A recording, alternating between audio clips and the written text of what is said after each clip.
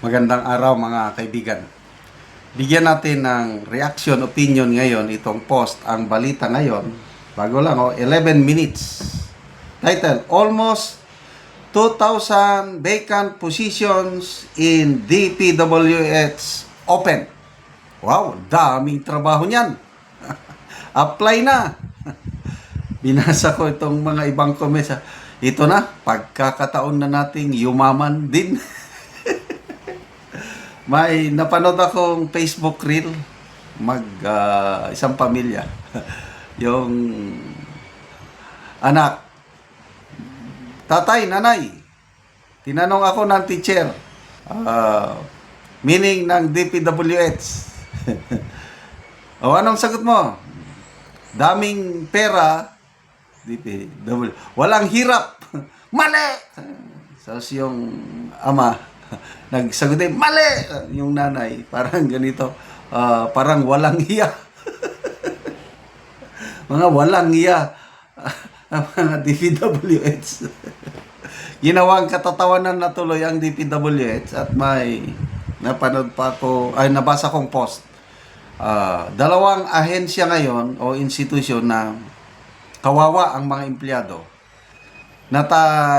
Natatakot, umiiwas na magsuot ng uniforme ng DPWH at saka Kongreso.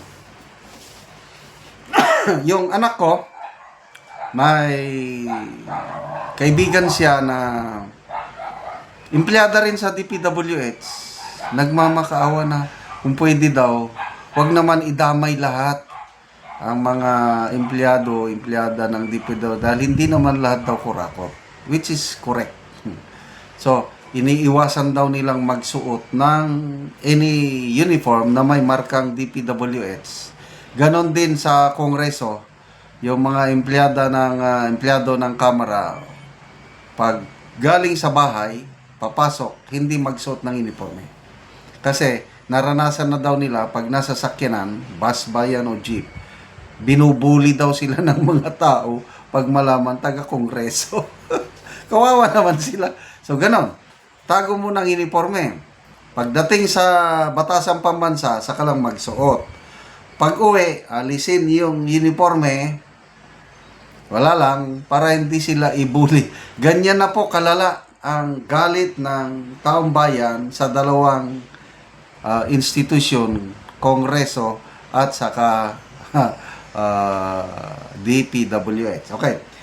Basahin ko. Secretary Vince Dizon announced that it will start the promotion of deserving, honest, hardworking employees to fill nearly 2,000 vacant positions nationwide, especially in the regions. We will begin the promotion of deserving, honest, and hardworking employees to fill nearly 2,000 vacant positions. Among those under considerations are the agency's current job order employees in recognition of their years of service and dedication. Bakit ganito itong gobyerno natin? Ang daming job orders. Kawawa itong mga empleyado na job orders. Kasi wala silang benefits eh. Kakapiranggot ang sweldo, job order lang. Qualified naman. May pamangkin ako, cum laude, pag-graduate sa college, qualified. Ang tagal niya sa DSWD, job order lang. Ganyan katindi ang gobyerno. May mga positions naman na dapat i-fill up, hindi napipilapan, kuha lang ng kuha itong mga ahensya ng gobyerno, job order. Ito, job order, employees. In addition, Dizon also pledged to distribute the salaries of employees within 7 days from the cutoff to ensure no interruption to their benefits and livelihood. According to Dizon, this is part of the reform with the department to encourage integrity, diligence, and loyalty in public service. The announcement was made during the DPWH flag raising ceremony this Monday, October 20, and live stream on the agency's official social media pages. Yan.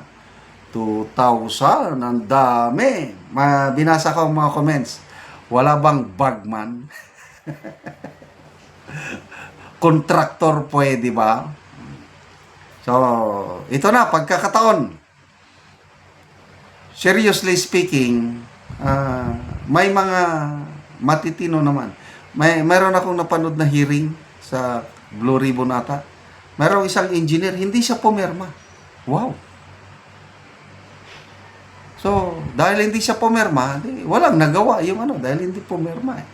So, ito, reform ang DPWH. Will it solve the problem of corruption? To me, not so much. Kasi, yan may triangle. 3 players ang involved sa corruption pagdating sa infrastructure. Lawmakers, yung mga nagsisingit, DPWH officials, and contractors. Kung i-reform mo lang itong DPWH, walang reform, walang pagbabago dito sa lawmakers na nagsisingit. Mas malaki ang kita nila, yung kickbacks nila. Ano sabi ni Mayor Magalong? Nasa 30 to 40% papunta sa lawmakers. Wala rin eh. So, dapat magsimula dito sa utak sa mga lawmakers. Pag wala nang budget insertion, wala na yung mga unprogrammed funds, so, puros parang net na lahat. Sa ngayon, wala pa rin yung 2026 national budget ng DPWH. Sabi ni Congressman Leandro Liveste, overpriced pa rin ang nakalagay sa net. Nananawagan itong batang kongresista na ito na dapat i-lower yung cost of materials dahil overpriced. Wala.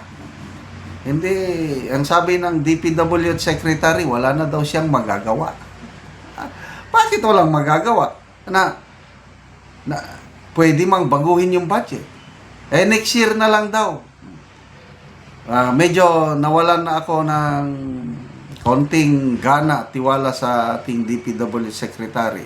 Noong una, masipag, determinado. Ngayon, wala na. Lalo na yung sinabi niya na next year na lang daw ipababa ang mga presyo. So ngayon, meron pa rin kickbacks. Nakapaloob na sa budget eh.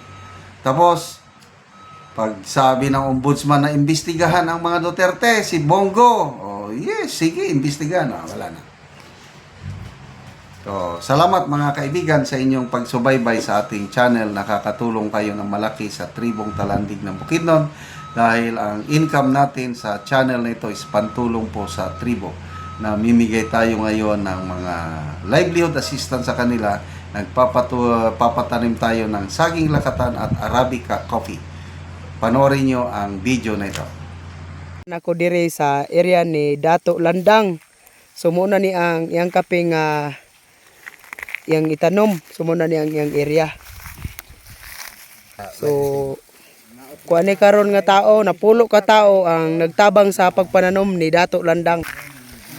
Sumuna ni ang giluagon sa bangag sa kitamnan ni Dato Landang sa iyang kape.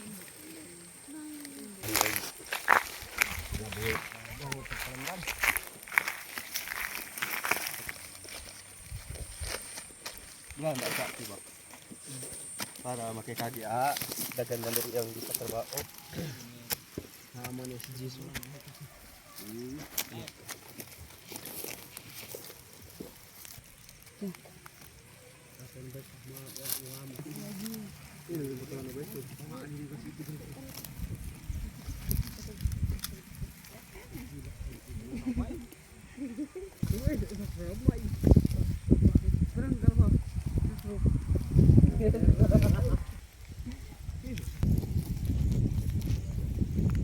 Minta kulain nga kapidong kay.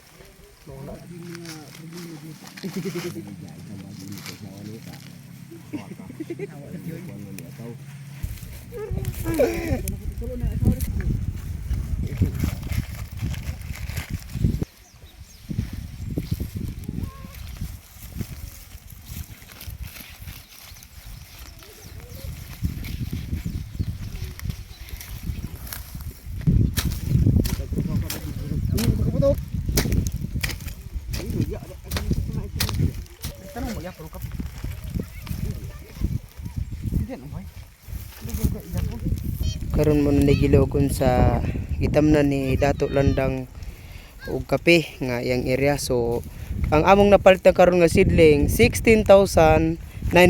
So salamat kaayo sa Ginoo og sa nagsuporta sa pagpananom namo og kape. Hinaot nga magpadayon ni aron kini makahawas kanamo sa kalisod.